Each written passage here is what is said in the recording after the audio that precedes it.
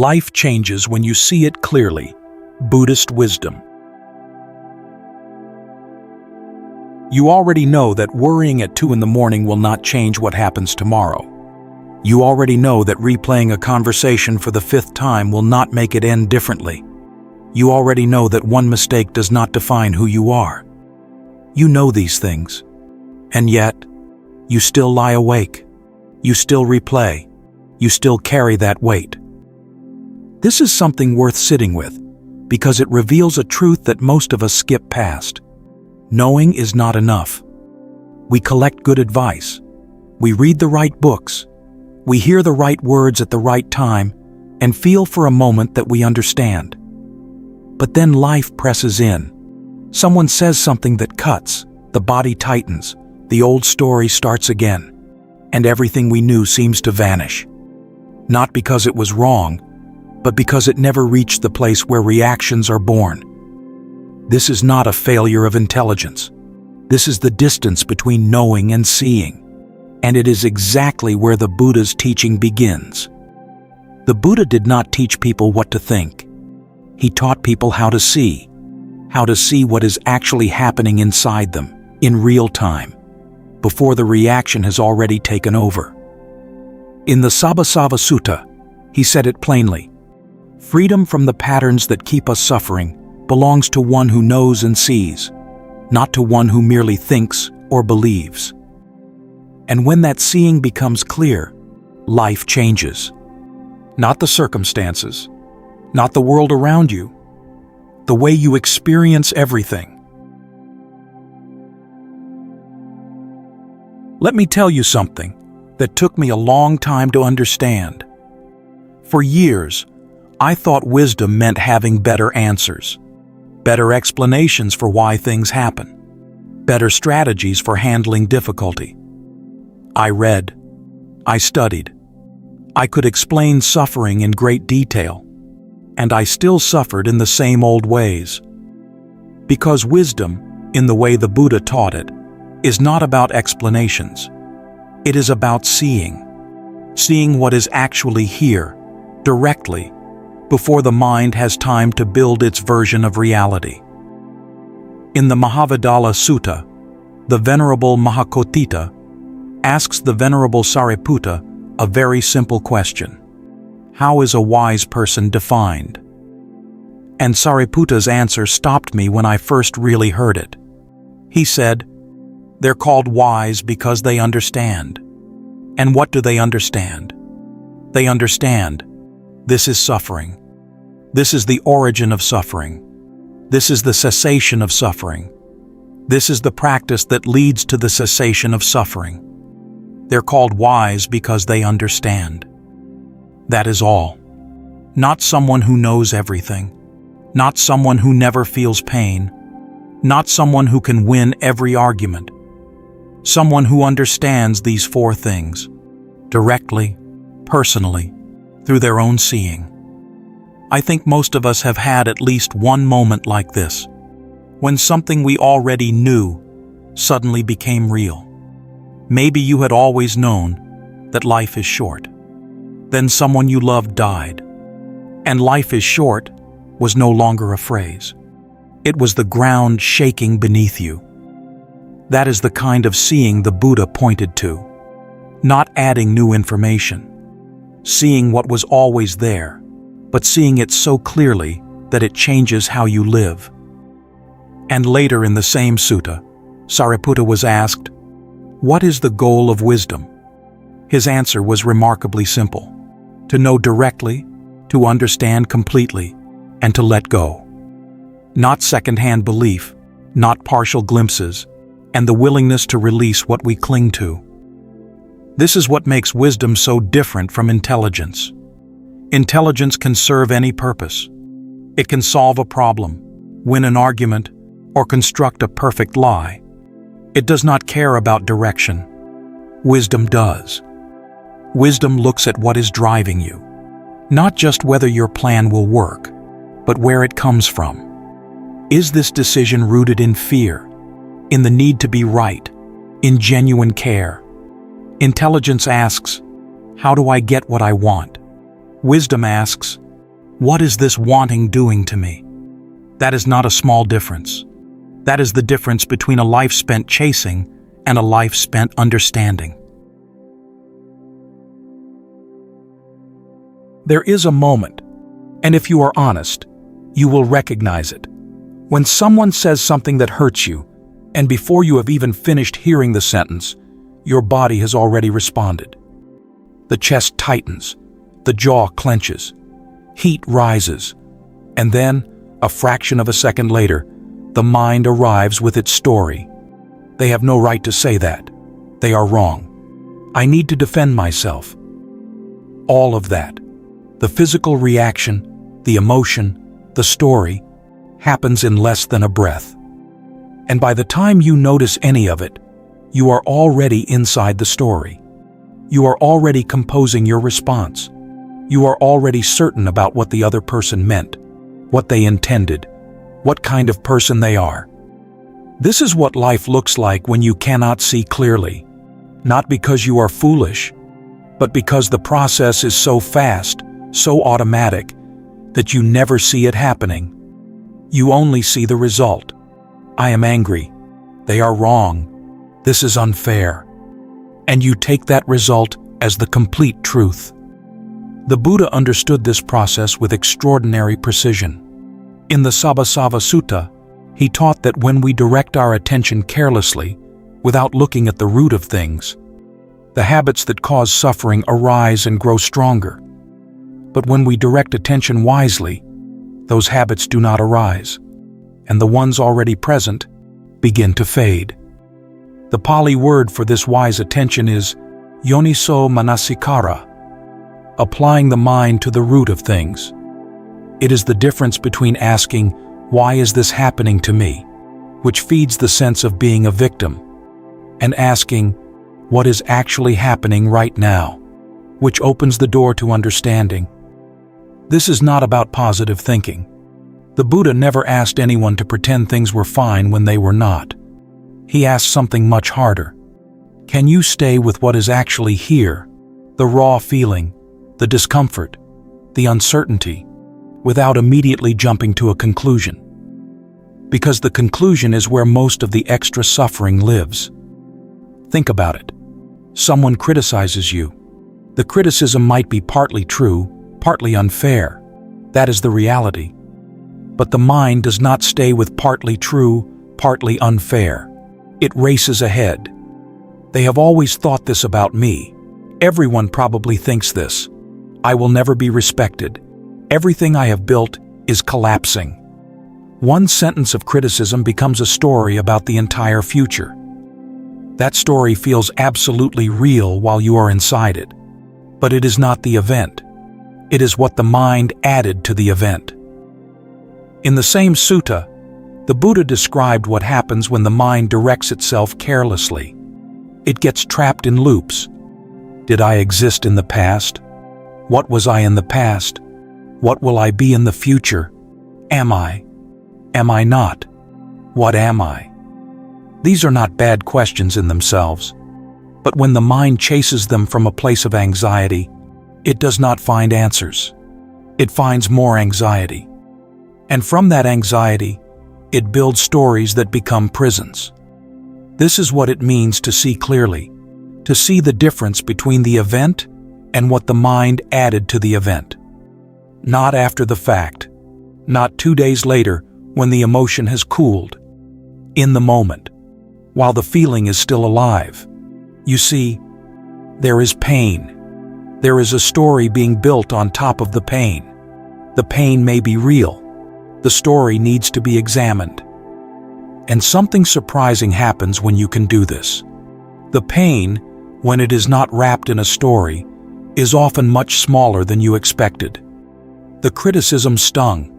Yes, but my entire life is falling apart was not the criticism. That was the mind, doing what it does, building a tower of fear on a single brick of discomfort. When you see that clearly, you do not need to argue with the fear. The seeing itself is enough. It is like waking from a dream. You do not fight the dream. You simply open your eyes and it loses its power. Why does this matter? Because every reaction becomes part of what happens next. A painful moment can lead to an honest conversation, a necessary change, a relationship repaired. The same painful moment can lead to words that cannot be taken back, a door closed permanently, years of silence.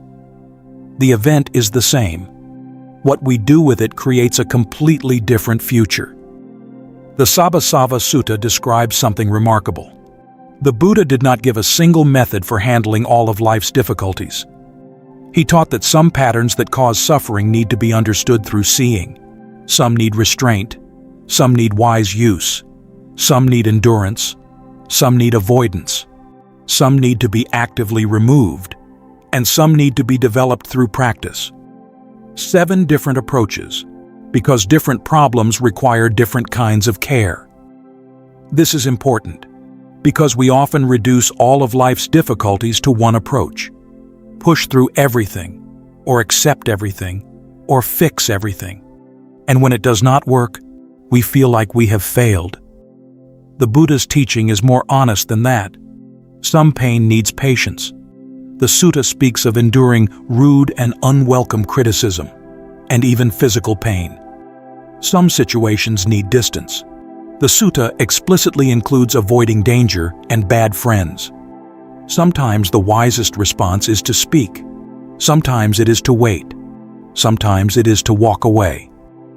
Wisdom is not knowing the right answer in advance. It is being present enough to see what this particular moment actually requires. There is a teaching in the Ambalathikarahulavada Sutta that I find deeply moving, partly because of who was being taught. The Buddha was speaking to his own son, Rahula, who was still young at the time, and what he taught was not a complicated philosophy. He used a mirror as a metaphor and said, "Deeds of body, speech, and mind should be done only after repeated checking." Then he laid out a practice of extraordinary simplicity. Before you act, ask, does this act lead to hurting myself, hurting others, or hurting both? While you are acting, check again. Is this creating what I intended? And after acting, look back honestly. What actually came from this? Before, during, and after. 3 moments of honesty. And what strikes me about this teaching is its gentleness. When Rahula finds that an action has caused harm, the instruction is not to punish himself. The Buddha said, "You should confess, reveal, and clarify such a deed to the teacher or a sensible spiritual companion. And having revealed it, you should restrain yourself in future. Recognize it. Share it with someone you trust, and try to do better. That is all." But when the action was skillful, when it did not lead to harm, the instruction is equally clear and equally beautiful. You should live in rapture and joy because of this, training day and night in skillful qualities. Not guilt, not constant self-doubt, joy. The Buddha wanted his son to feel joy when he acted well. This kind of reflection takes courage. Sometimes you look back and realize your intention was not as pure as you told yourself. Seeing this is uncomfortable, but it is also freeing, because once you see the real motivation, you can finally address the real problem. And wisdom understands something else. Good intentions do not guarantee good outcomes. You can speak from genuine concern and still cause pain through poor timing. Wisdom does not promise perfection. It promises presence, the willingness to keep looking, keep learning, and keep caring about the effect of your actions on yourself and on others. And presence includes knowing the limits of your influence. You can speak the truth, offer repair, treat someone with respect. You cannot decide how quickly they will forgive or how long healing takes. Wisdom carries responsibility to the edge of what your choices can reach, and then it stops pretending to control the rest. That stopping is not defeat, it is honesty. And from that honesty, something unexpected often grows. Peace. Now here is the part that most people miss, and it is the part that matters most. Everything I have described so far might sound like a defense system. See what is real so you do not get fooled. Respond carefully so you do not cause harm. That is all true. But if that is all it does, it sounds exhausting. The truth is, seeing clearly opens something. When you are no longer caught in the stories the mind builds, when you are no longer bracing against the next threat, when you are no longer replaying yesterday or rehearsing tomorrow, something very simple happens. You are here. Not here as a concept, here as an experience. You hear the rain without needing it to mean something. You sit with a friend without planning what to say next. You notice that the light coming through the window has a particular color that you have never paid attention to before. You watch your child laugh, and you are actually there for it, not half present, while the other half worries about their future. This is not a technique. This is what naturally happens when the mind stops adding to reality. And it is here, in this simple presence, that something like healing begins. Not healing as fixing or becoming someone without wounds, but healing as the ability to be with your own life fully, without flinching. The sadness can be here and you can still breathe. The uncertainty can be here and you can still take the next step. You discover that you are larger than any single feeling. This is what the mind has been searching for all along. It was searching for safety. And the deepest safety is not the absence of pain. It is the knowledge that pain cannot destroy you. In the Kulavadala Sutta, the nun Dhammadinna, whom the Buddha himself praised by saying, "I would answer it in exactly the same way," explained that the path holds together through three trainings: wisdom, ethics, and the cultivation of the mind. Clear seeing reveals what is true. Ethical care ensures that clarity serves something larger than self-interest. And the training of the mind gives all of this a foundation that holds when life becomes difficult. These are not three burdens to carry.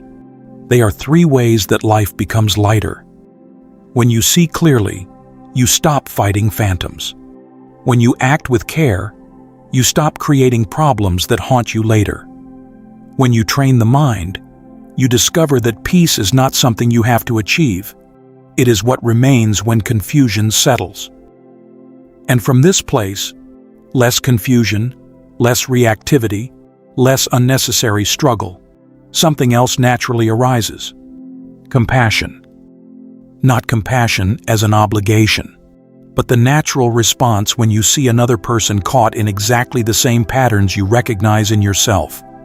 When someone lashes out at you and you can see, clearly not as theory, that they are in pain, that their anger is a reaction to something they cannot face, that they are doing what you yourself have done 100 times.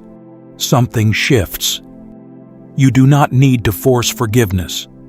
Understanding gives rise to it on its own. I think this is the part that surprised me most.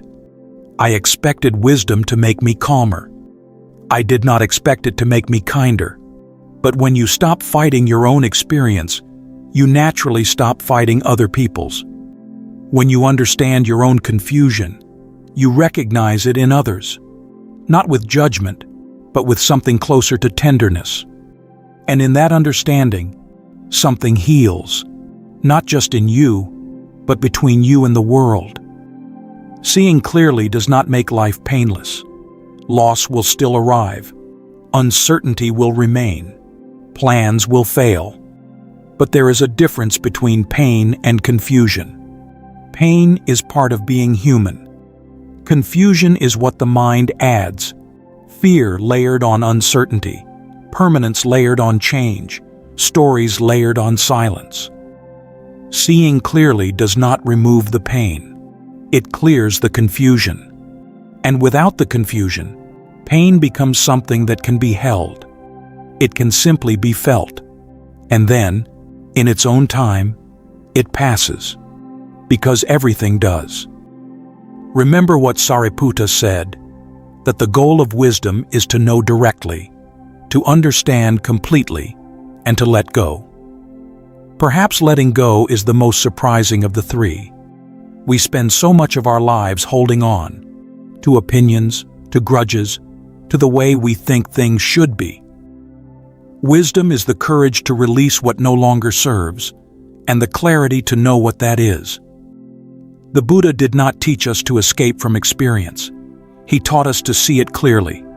And in that clear seeing, what he called paññā, is a kind of freedom.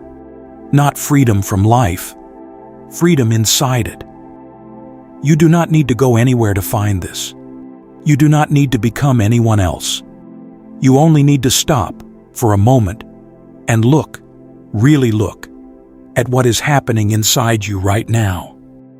Life changes when you see it clearly, and that seeing begins here.